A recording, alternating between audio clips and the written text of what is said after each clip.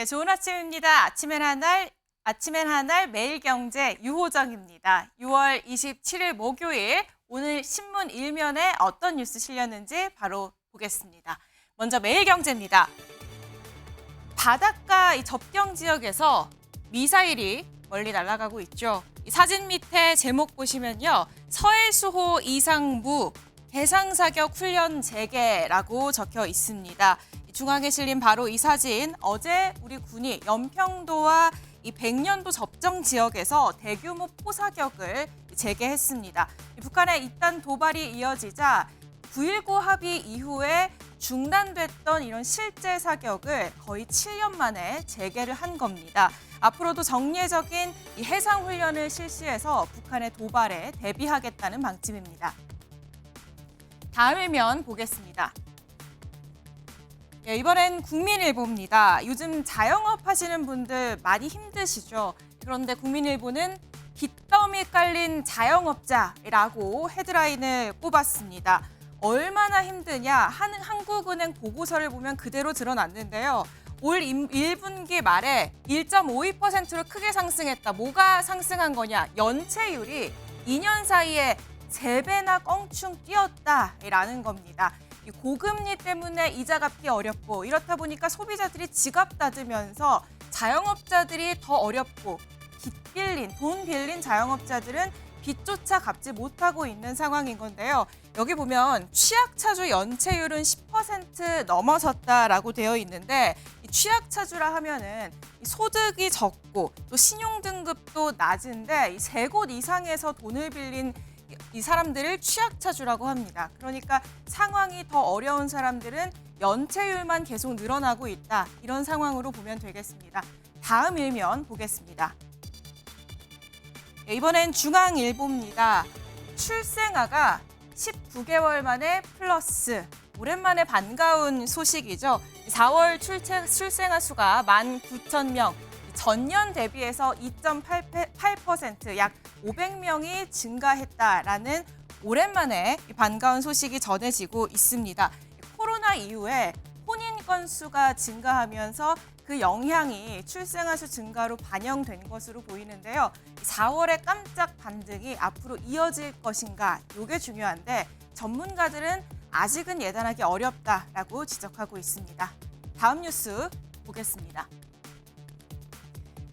예, 이번엔 조선일보입니다. 장마 오는데 물막이판 없는 반지하 8,000가구라고 되어 있죠. 2년 전 이 집중호우로 인해서 반지하가 침수되면서 일가족 3명이 사망하는 이 안타까운 사고가 있었습니다. 이제 또 다시 장마 시즌이 시작이 되는데요. 최소한의 이 방수시설인 물막이판, 이게 없는 게 벌써 서울의 8,000가구가 된다는 겁니다. 이게 어느 정도냐 하면요.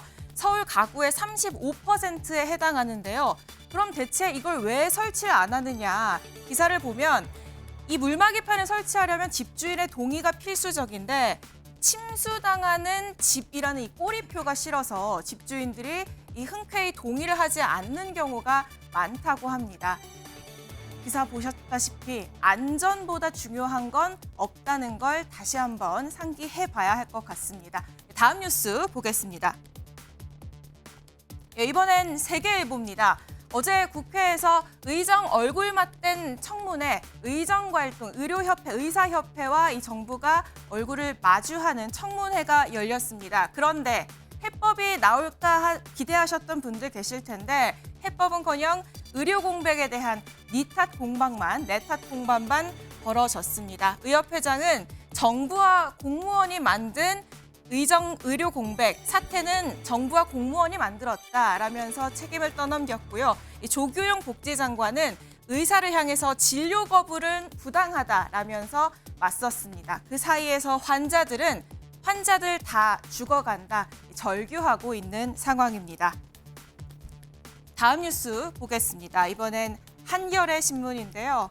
사흘이 지났습니다. 경기도 화성 배터리 제조 공장에서 화재가 난 지 사흘이 지났고 3명의 희생자가 발생을 했습니다. 그런데 하나하나 사고 원인이 드러나고 있는데 가장 안타까운 게 이거 막을 수 있었던 인재 아니냐 이런 지적 나오거든요.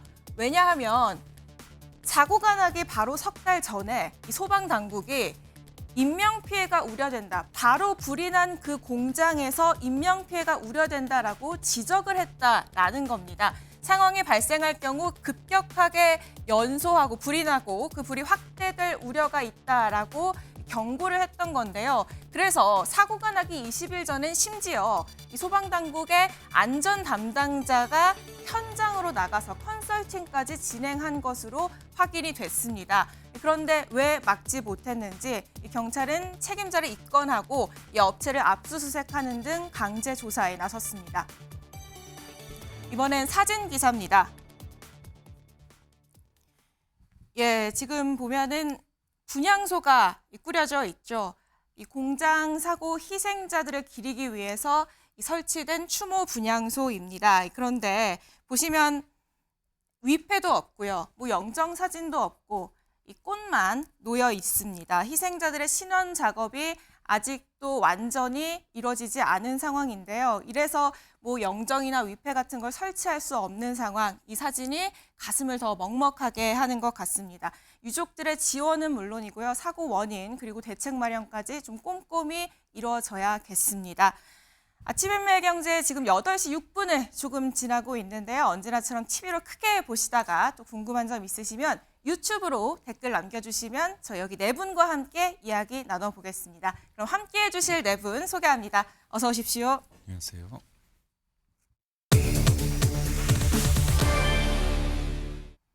홍심 잡아라.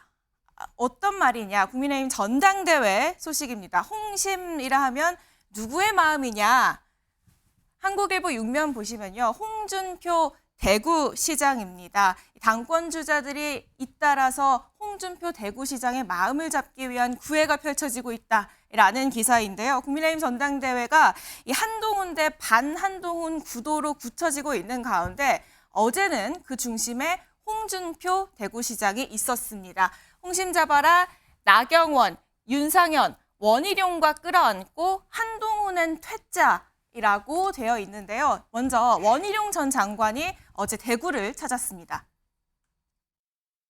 형님.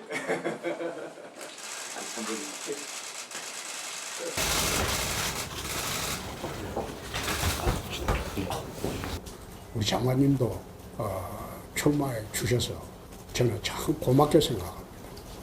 감사하게 생각합니다. 자, 이러고 자, 가르치고 도와주십시오. 예, 아이고 형님 하면서 홍준표 시장과 지금 원희룡 전 장관이 거의 끌어안듯이 굉장히 반갑게 인사를 했고요. 또 많이 가르쳐 주십시오 하면서 반가운 인사와 함께 이제 두 사람의 만남 장면 보셨고요. 그리고 그에 앞서서 나경원 의원도 일찌감치 이 TK 대구를 찾아서 홍준표 시장과 인사를 했었죠. 이동학 전 최고위원님 보셨겠지만 밖에서 보시면 조금 더 객관적으로 보이지 않을까 싶은데요. 네. 나경원 의원이 출마 선언도 전에 대구를 찾아서 홍준표 시장을 만났고 그때 당을 오랫동안 지키던 사람이 당대표가 됐으면 좋겠다라고 시장님이 말씀하셨어요 라고 밝혔어요. 그래서 홍 시장님이 나 의원의 힘을 실어준 거다라고 다들 생각을 했는데 또 원 전 장관과의 만남을 보니까 그게 아니었나 싶기도 합니다. 어떻게 보셨어요? 저는 저 모습을 보면서 원래 홍준표 시장하고 나경원 의원과는 10여 년이 넘는 공방 관계에 있었거든요. 그럼에도 불구하고 만나서 저렇게 이야기를 나눠줬다라고 하는 것은 어떻게 보면 어른의 품이라고 느낄 수도 있겠는데요. 이게 반면에 한동훈 위원장에게는 적용이 안 되는 겁니다. 그러니까 일관되게 홍준표 시장의 경우는 한동훈 위원장이 적절하지 않다라고 생각을 하는 거예요. 당대표뿐만 아니라 심지어 정치를 하는 것도 적절하지 않다. 도대체 뭘 해왔는데 그리고 이 당에서 어떤 노력을 해왔는데 느닷없이 갑자기 비대위원장이 됐고 그 비대위원장을 맡아서 총선을 지휘했음에도 불구하고 참패를 했단 말이에요. 여러 가지 전략 전술에 대한 오류도 있었지만 전반적으로는 어쨌든 그걸 인정하지 않는 그 분위기가 굉장히 물씬 풍기게 됐고요. 거꾸로 마지막에 이제 출마 선언을 했던 원희룡 장관의 경우는 뭐 인연도 있겠지만 결국에는 윤심을 얻어서 지금 출마하고 있는 것을 거꾸로 보여주고 있는 것 아니냐라고 하는 생각이 좀 들어서 결국에는 영남 표심이 어디로 갈 거냐. 홍준표 시장이 저걸 결정하진 않겠지만 예. 나름대로 대통령이 어느 쪽에 의중이 실려 있다라고 하는 것에 대해서는 사람 지켜보는 사람들이 다 보고 있을 것이다 이렇게 생각을 합니다. 네. 어제 원 전 장관을 향해서 출마해줘서 고맙다라고까지 말씀을 하셨는데 거의 볼이 닿을 정도로 이 두 분이 이제 껴안는 이런 장면은 윤심이 어디 있는지를 보여주기 위한 행동이었다라고 말씀을 해주셨어요. 그런데 어제 이렇게 반가운 두 사람 만남의 대화를 좀 들어보면요. 좀 주인공은 따로 있었던 것 같습니다. 어떤 얘기 나눴는지 들어보시죠. 내가 요 말들이 많아서 그러는데 25일 날 오겠다고 하는데 내가 거절했어요. 오지 마라. 그렇습니까? 25일 날 오지 마라. 이미 국민들로부터 레임덕 비슷하게 지금 몰려가고 있는데 당내 선거에서도 이상한 애가 당선이 돼버리면 그 다음부터는 정부 여당이 같이 몰아가는 거예요. 당내에서도 막 이상한 애를 갖다가 당대표를 뽑아버리면 윤석열 정부는 발붙일 데가 없어요.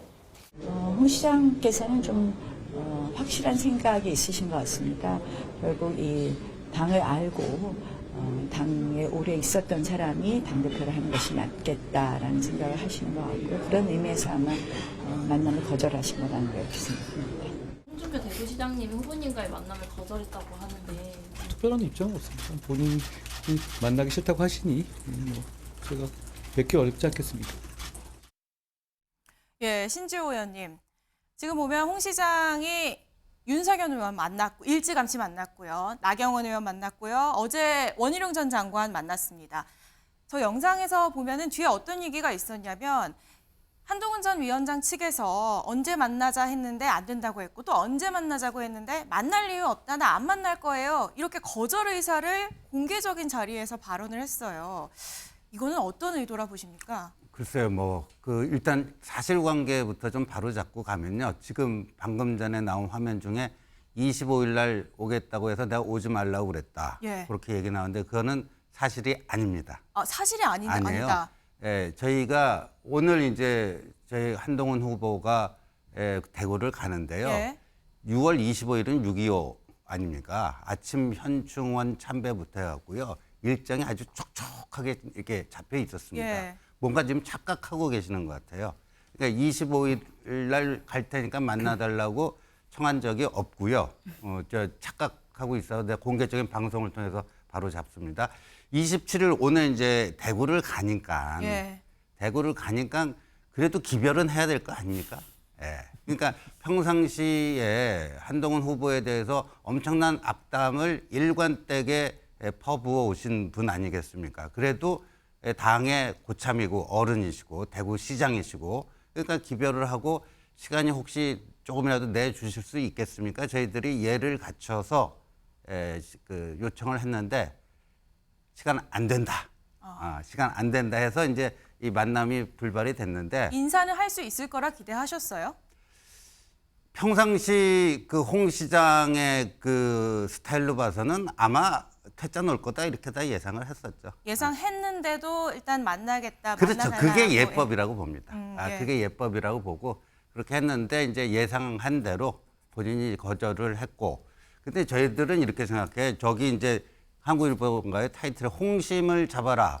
근데 홍심이 이게 전당대회 아닙니까? 당심을 잡아야죠. 당심을 잡아야지 이기지. 그러니까 홍심이 당심의 굉장히 중요한 부분이라면 예. 홍심을 잡는 게 선거 승리 전략의 핵심이 될 수가 있는데 그렇다고는 보지 않습니다. 네. 그러면 한동훈 캠프에서는 홍심을 잡을 생각이 없었다 이렇게 보면 되나요? 중요한 것은요. 예. 제가 그저께 TK의 중진 의원하고 좀 긴밀히 그 대화를 나눴는데 예. 이렇게 얘기하더라고요.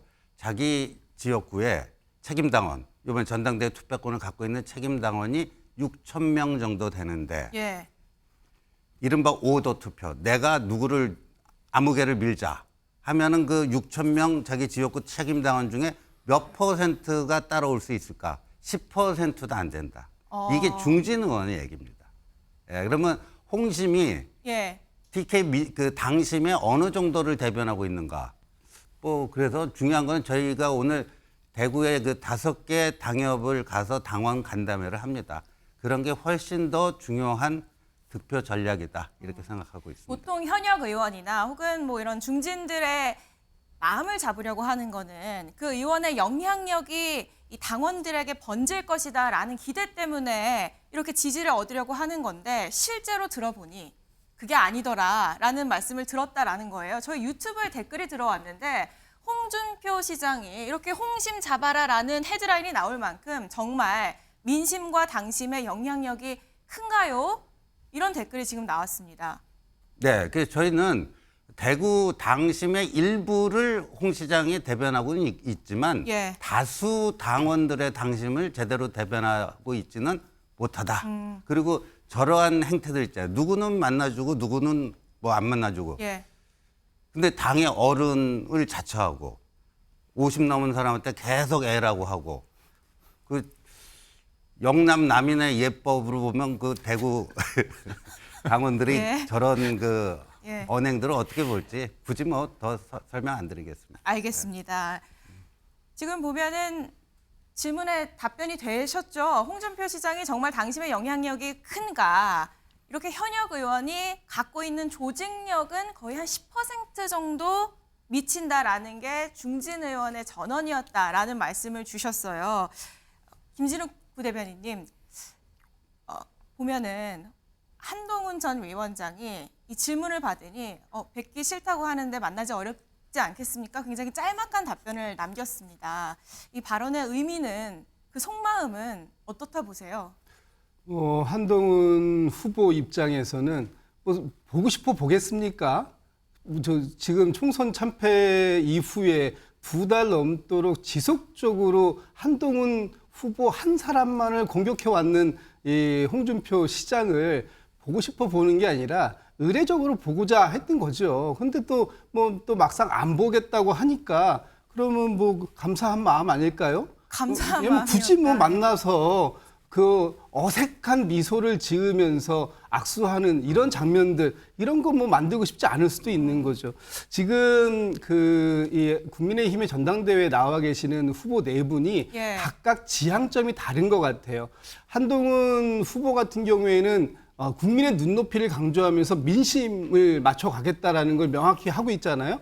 그리고 나경원 의원 같은 경우에는 당심을 포커싱하고 있고, 원희룡 후보 같은 경우에는 윤심, 윤석열 대통령과의 관계, 이걸 굉장히 강조하고 있어요. 예. 그리고 윤상현 후보 같은 경우에는 수도권을 타겟으로 하고 있다, 이런 목표들이 있는데, 지금 이제 시작하자마자 대다수의 후보들이 영남권을 가고 있는 이유는 영남의 당원들의 비율이 지금 국민의힘 전체 당원의 한 40% 정도 됩니다. 그렇기 때문에 높죠. 굉장히 큰 포션을 갖고 있기 때문에 영남으로 가는데, 지금 영남에서 한동훈 후보가 어느 정도를 가져오느냐에 따라서 이미 거의 수도권 부분은 한동훈 후보가 좀 유리한 그 판세를 가지고 있다고 보고요. 영남에서의 문제, 이 지지율을 어느 정도 가져오는 게 문제인데, 예. 홍준표 대구시장, 또 이철우 경북지사도 한동훈 후보의 만남을 불발이 됐어요. 불발시켰어요. 그 얘기는 영남권에서는 윤석열 대통령과 한동훈 후보 간의 이 윤한 갈등, 이 부분이 굉장히 불안한 요소로 작용되고 있는 게 아닌가. 그러니까 아마 한동훈 후보가 오늘부터 한 이틀 동안 영남권을 돈다고 하는데, 이 방문 기간 동안 영남권의 불안감을 어느 정도나 해소시킬 수 있느냐에 따라서 이번 이 전당대회 초반 판세, 그리고 대세를 지속적으로 이어갈 수 있을 것인가 하는 부분까지 가늠해 볼 수 있는 중요한 척도가 될 것이다라고 보여집니다. 예, 바로 그 말씀이 다음 세계일보 기사에 비슷한 맥락이 실려 있는데요. 영남 당심 잡기에 나선 이 당권 주자들의 소식을 실으면서요. 이쪽에 보시면 윤심을 대변하는 보수층의 시각도 영향이라고 되어 있습니다. 그러니까 홍준표 시장이 총선 직후에 윤석열 대통령과 만찬 회동했다는 거 잘 알려져 있잖아요. 그런 만큼 윤심이 윤 대통령의 의중을 홍 시장이 대변하는 것 아니냐, 뭐 그런 시각이 영향을 끼친 것으로 보인다라고 지금 기사가 쓰고 있네요. 당내엔 홍 시장이 한 후보의 면담 요청만 거절한 것을 윤심과 연결시키는 해석도 있다라고 돼 있습니다. 김기흥 부대변인님, 이 말은 그러면 윤심은 한동훈 전 위원장은 아니야라는 얘기인 거잖아요. 어떻게 동의하십니까? 그러니까 정치인의 메시지는 어딜 가느냐 그리고 누굴 만나느냐에 따라서 그 메시지가 직접적인 워딩이 없어도 충분히 해석이 가능하기는 합니다. 예. 하지만 홍준표 시장의 윤심이 반영돼 있고 그게 이번 선거를 홍 시장을 통해서 대통령이 영향력을 행사한다 이렇게 직결돼서 말할 수는 없고요. 이거는 뭐 해석의 영역이기 때문에 그거는 시청자나 아니면 평론가들의 몫이긴 한데 저는 그게 1대1로 등치되지는 않는다고 하지만 그렇게 해석하는 분들이 좀 많은 건 사실이라고 보고요. 저는 이 부분을 보면서 좀 안타까운 건 뭐냐면 한동훈 전 비대위원장이 그 반응이 그렇습니다. 만나지 않겠다고 하시니 뵙기 어렵지 않겠느냐. 예. 이 부분에 있어서 저는 이해는 가지만 제가 만약에 한동훈 전 비대위원장이라면 가급적 빨리 만나서 저에 대해서 이렇게 좀 비판적인 목소리도 했지만 제가 만나서 좀 여러 가지 제 입장도 얘기하고 싶다. 그러니까 홍준표 시장이 비판하는 데 있어서 저는 세 가지가 있다고 봅니다. 첫 번째는 이른바 뿌리론이죠. 갑자기 나타나서 예. 뭐 표현이 그렇지만 이상한 애, 어린애 이런 표현 쓰고 또 점령군 이런 표현을 쓰고 있고요. 두 번째는 이번 총선에 대한 책임론을 계속 제기하고 있지 않습니까? 예. 근데 저는 진짜 하고 싶은 거는 진짜 말하고 싶은 거는 견제론이거든요. 일종의 대선 주자로서의 한동훈 전 비대위원장이 가지는 어떤 폭발력, 그런 힘, 그런 가능성에 대해서 미리 차단하고자 하는데 역설적으로 지금까지 한동훈 전 비대위원장이 이 자리에 오게끔 하는 데 있어서 2개월 동안의 공백을 채워주는 역할을 홍준표 시장이 해주지 않았습니까? 역설적으로 본다면 예. 저는 한동훈 전 위원장이 이 부분에 대해서 조금 뭐랄까 반어적으로 표현한다면 되게 고맙다 만나가지고 예. 우리 홍 시장님 덕분에 제가 잊혀질 수 있었지만 이 부존재하지만 그럼에도 불구하고 존재감이 강했다. 이런 식으로 했다면 한동훈 전 비대위원장이 더 플러스된 면이 없지 않아 있을 것이다. 저는 생각이 들고요. 네네. 저는 뭐 사람도 개인적인 관계 속에서 좀 호불호가 있을 수는 있지만 정치인이기 때문에 저는 좀 더 그 사람이 가지는 영향력을 떠나서 이거는 홍준표 시장과 한동훈 전 비대위원장의 관계를 떠나서 국민들이 바라보고 있고 또 지지자들이 보고 있지 않습니까? 그렇기 때문에 저는 홍준표 시장의 어떻게 보면 거절도 약간 아쉬움이 있지만 한동훈 전 비대위원장이 이렇게 좀 어떻게 보면 어쩔 수 없는 거 아니냐 이런 아쉬움도 좀 있다. 저는 그렇게 생각합니다. 그런데 이 3대1 구도, 그러니까 홍 시장을 만난 쪽과 못 만난 쪽 3대1 구도가 좀 익숙한 게 최근에 뭐 세미준이라고 하는 친윤계 중심의 조직, 친윤계 중심의 이 국민의힘 내 모임에서도 한동훈 전 위원장만 초청장을 받지 못했다. 이 얘기 저희가 했었는데 이번에도 이 3대1 구도가 또 유지가 됐어요. 그래서 이게 친윤계 중심으로 한동훈 전 위원장에 대한 비토 여론이 확산하고 있는 거 아니냐라는 이런 질문, 한동훈 대 반한동훈 구도가 꾸려지고 있는 것에 대해 어떻게 생각하느냐라는 질문을 한 전 위원장이 어제 받았거든요. 답변 듣고 오시죠. 친한 대 반한 이렇게 양극 구도가 되어가는 걸로 보이는데요. 저는 정치인의 친소관계가 개파의 기준이 되는 것을 참 후지게 생각합니다. 정책을 기준으로 정치인들이 구분되는 건 가능한데요. 누구랑 친하다 아니다? 그게 국민들한테 뭐가 그렇게 중요합니까? 저는 그런 구분에 동의하지 않고요. 굳이 말씀드리자면 전 친국해야 한다고 생각합니다. 예, 개파 이런 거 후지게 생각한다라고 굉장히 짤막하게 답변을 했는데 결국에 관심은, 그러니까 앞으로의 관건은 이 친윤계 중심으로 있는 이 한동훈 전 비대위원장에 대한 비토 여론이 뭐 민심 혹은 당심으로 얼마나 확산되느냐에 달린 것 같아요. 그래서 뭐 여론조사를 우리가 좀 살펴봐야 된다라고 했는데 최근에 어제 발표된 여론조사가 있습니다. 그러니까 지난 주말에 어떻게 보면 최혜병 특검법이라는 대통령과 좀 각을 세우는 발표를 한 이후에 당심이 좀 돌아섰을 수 있다라는 일각의 관측도 있었습니다. 그래서 이 첫 여론조사가 굉장히 관심이었는데 일단 국민의힘 당대표 적합도에 대해서 이 조사를 한 결과 아직은 어대한인 것 같아요. 32.2%로 압도적 1위를 달리고 있고요. 다음 화면 함께 보시면요. 방금 조금 전에 보신 게 전체 대상으로 조사한 거고 또 국민의힘 지지층으로 만약에 좁히면 그러면 좀 당심이 달아났으려나 했는데 63%가 나왔어요. 그리고 아까 TK 당심이 중요하다 했잖아요. 영남권 당심. 저희가 또 지역을 좁혀서 영남권 응답자로 보면 이번에는 한동훈 위원장이 39.2%. 여전히 당심은 유지가 되고 있는 것 같은데 신지호 네. 의원님. 그러니까 한동훈 캠프에 계시니까 네. 여쭤보는데 아마 첫 조사를 좀 긴장감 있게 긴장하면서 살펴보시지 않으셨을까 싶은데 네. 첫 조사 결과는 어떻게 보셨습니까? 저희 어느 정도 예상했던 대로 그 수치가 나온 것 같습니다. 네. 그리고 앞에 보여준 수치는 사실상 전당대회에서는 의미가 없어요. 그럼 민주당 지지자, 조국당 지지자들이 다 반응한 거니까요. 예. 저희 책임당원 투표 80%, 일반 국민 여론조사 20%가 반영되는데 일반 국민 여론조사에서는 역선택 방지 조항이 있어서 국민의힘 지지층 지금 63% 나온 거랑 무당층 요렇게만 합쳐서 20%로 계산을 합니다. 그래서 지금 어제 저 조사를 가지고 저희 전대 룰에 맞게끔 다시 환산을 해봤거든요. 그랬더니 한동훈 후보가 56.4%가 나오더라고요. 그게 이제 8대2 중에 20%에 해당하는 수치가 되겠죠. 그래서 저희는 아까도 제가 그래서 그 홍심이 마치 영남 당심의 상당 부분을 차지하고 있다면 예.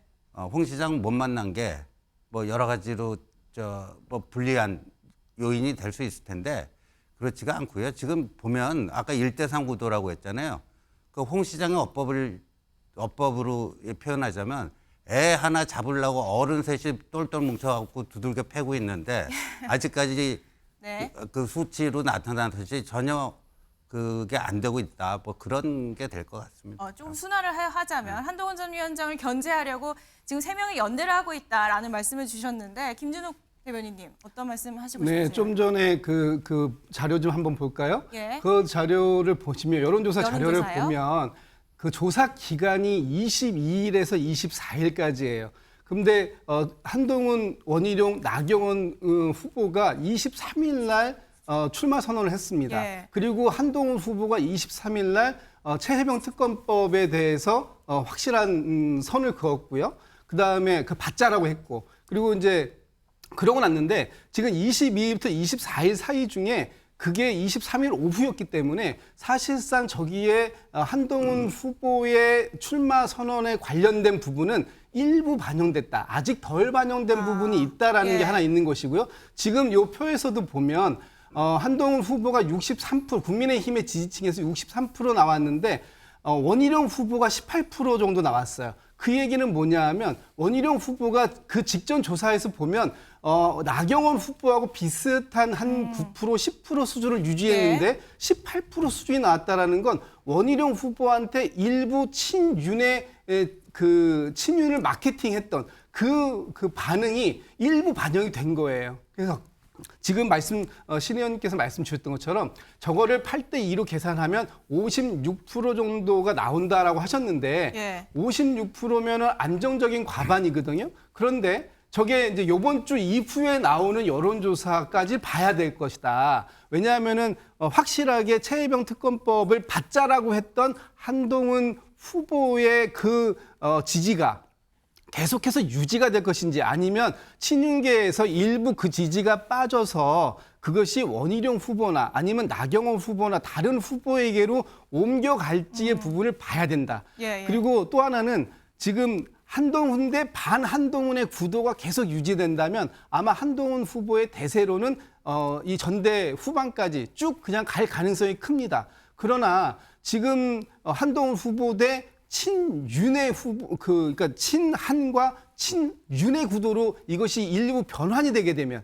아까 말씀드린 최혜병 특검법이라든지 아니면 김건희 여사 관련된 부분에 대한 예. 한동훈 후보의 입장 이것이 계속 친윤 쪽에서 반영을 시키려고 노력해서 친한 대 친윤의 구도로 가게 되면 1차 투표에서 과반의 안정적인 50%를 넘지 못할 가능성도 사실은 존재한다. 네네. 그래서 앞으로 한 1, 2주 사이에 이 한동훈 후보의 대세론 어디까지 지속시킬 수 있을 것인가가 굉장히 큰 관전 포인트다라고 보여지는 거죠.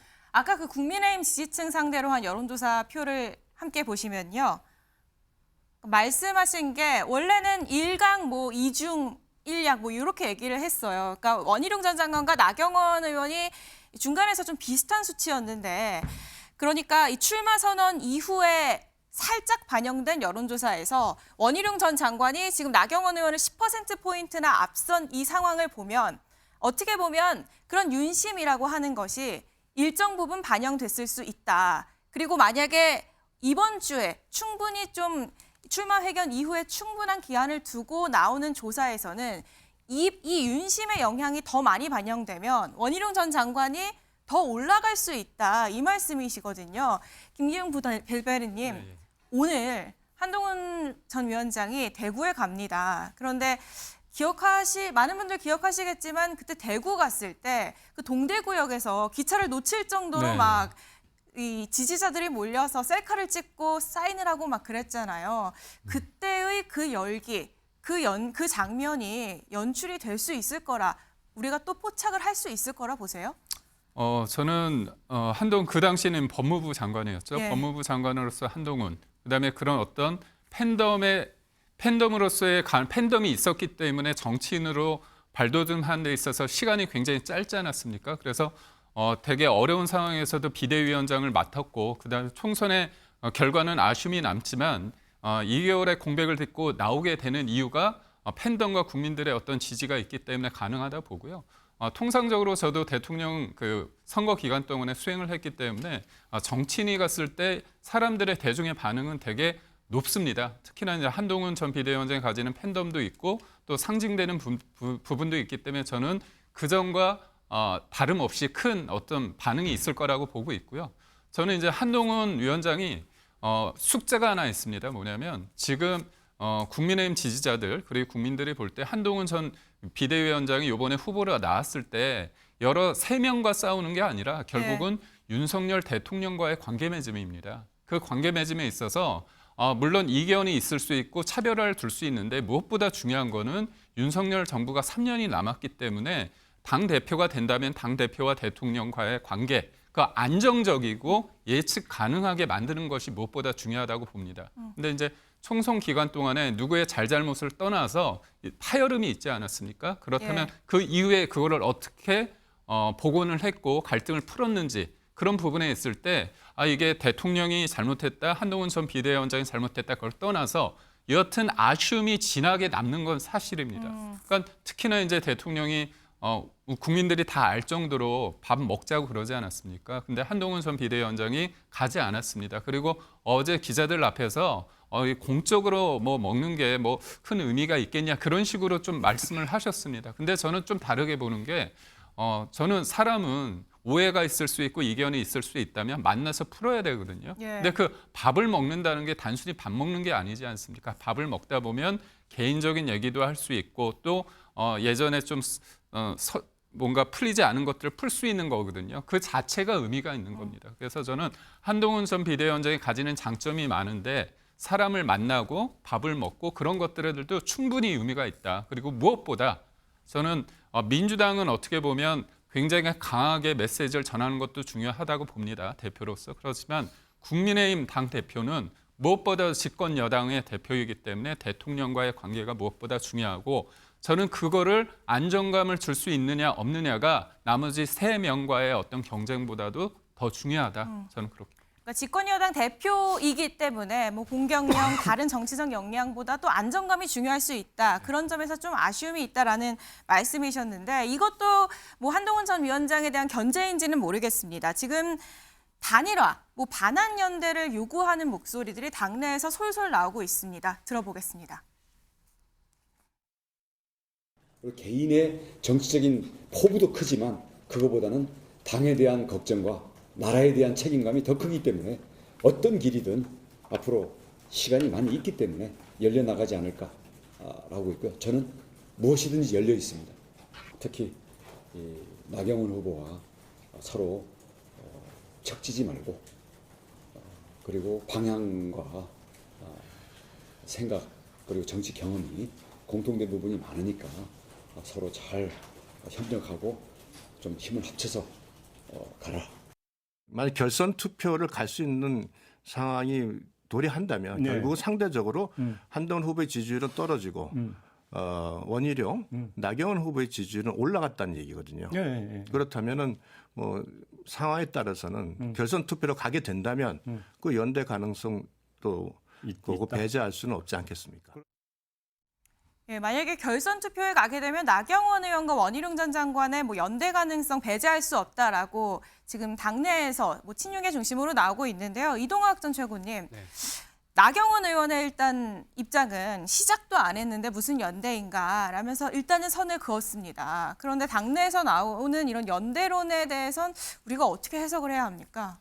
일단 구조적으로 이게 친한 반한의 선거가 아닙니다. 지금 자막에 나가고 있는데 친윤 반윤의 선거예요.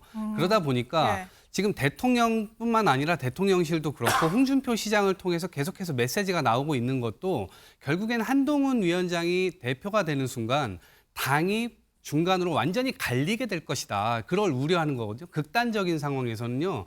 심지어 한동훈 위원장이 민심에 부합하는 행동을 하기 위해서 대통령 출당까지도 요구할 수도 있는 사안입니다. 왜냐하면 지금 해병대원 건 가지고도 굉장히 킹핀, 그러니까 굉장히 문제적 요소, 대통령이 직접 관여했다는 여러 가지 요소들이 나오고 있잖아요.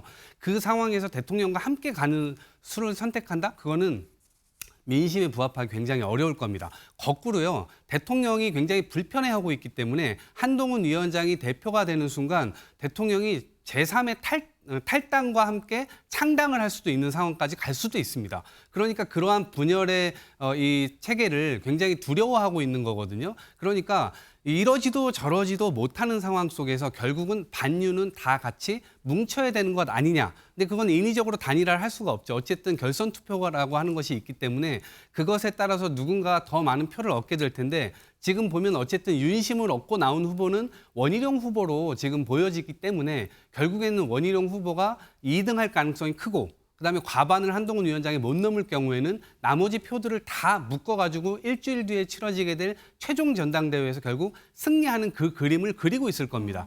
그렇게 돼서 결국에 당의 분열을 좀 막아내는, 어떻게 보면 한동훈 위원장이 약간 같은 당임에도 불구하고 적군처럼 지금 취급을 받고 있는 상황인 거예요. 집권 여당이 이런 식으로 내분화되게 되면 국민들이 불안해할 수밖에 없는 거죠. 그래서 이거를 빠른 시일 내에 좀 정리하는 게 필요한데 대통령실도 그렇고 지금 나와 있는 후보들도 그렇고 참 골치 아플 것 같습니다. 예. 네. 어제 이제 한 전 위원장이 한 조간과 인터뷰를 하기를 뭐 거야에 몸살이던 사람들이 내부 공격 때는 잘 싸운다. 뭐 이런 입장을 밝히기도 했는데 2등 할 것이 유력하다라고 말씀을 해주셨던 원희룡 전 장관의 견제도 조금 더 심해진 것 같습니다. 그런데 한 전 위원장과 원 전 장관이 굉장히 친한 사이처럼 보였거든요. 저희가 영상을 모아봤습니다. 나 이거 사줘요. 예. 돈이 없어 지금. 2만 원어치. 아니. 이거 좋아해? 어이 그럼. 나는 너무 사랑해. 하나 더. 자 이걸로. 우리 국민의힘에는 이재명 대표가 출마하는 지역이라면 그곳이 호남이든 영남이든 서울이든 인천이든 충청이든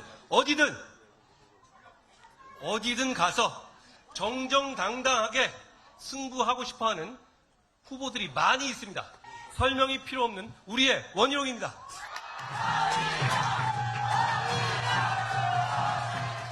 예, 설명이 필요 없는 우리의 원희룡이라고 지켜세웠던 이 한 전 위원장을 향해서 원희룡 전 장관이 어제 이제 한 방송사와 인터뷰를 했는데 왜 나갈 거면 나와 최소한 상의나 통보는 해야 하지 않냐. 당정 관계의 묵은 갈등은 해소하고 가야 하지 않냐라고 했는데 아랑곳하지 않았다. 라고 이제 인터뷰를 했습니다. 그러니까 원 전 장관 나왔을 때도 나경원 의원, 윤상현 의원이 출마 안 한다더니 나한테 말 안 하고 출마했네. 이 얘기 했었는데 이번에는 원희룡 전 장관이 한동훈 전 위원장을 향해서 최소한 상의나 통보도 하지 않고 출마를 한 것 같다. 출마를 했다. 서운함과 또 당정 관계의 묵은 갈등이 해소되지 않은 채 출마를 했다. 좀 부적절성을 지적을 했습니다. 신지호 의원님. 예. 어제 인터뷰를 보셨을 텐데 어떤 입장이십니까? 조금 이제 본인에게 적용될 잣대와 타인에게 적용될 잣대가 똑같으면 인격이 굉장히 높은 사람인데 조금 차이가 상당히 좀 나는 것 같습니다. 이 윤상현 의원, 나경원 의원이 원희룡 후보의 출마 얘기 듣고 굉장히 좀 충격을 받았다 하는 게 뭐 거의 정설인데요. 본인도 그냥 깜짝 출마를 하지 않았습니까? 특히나 대통령실 들어갔다 나온 직후에 깜짝 출마를 하니까 뭐 윤심이 누구에게 있다, 불필요한 이거를 하는데 지금 윤심 마케팅은요, 저는 대통령에 대해서 엄청난 부담을 주는 것이다. 저희 그 윤석열 대통령이 정치적으로 뜨게 된 계기가 뭡니까? 검사 시절에 국회 나와서 저는 사람에게 충성하지 않습니다. 저는 사람에게 충성하지 않습니다. 그게 국민들에게 아주 강렬한 인상을 줘서 훗날 이제 대통령 가는데 엄청난 자산이 된 거 아닙니까? 그런데 윤심을 팔아가지고 뭘 한다? 그런 윤석열 정신의 정면으로 역행하는 길이죠.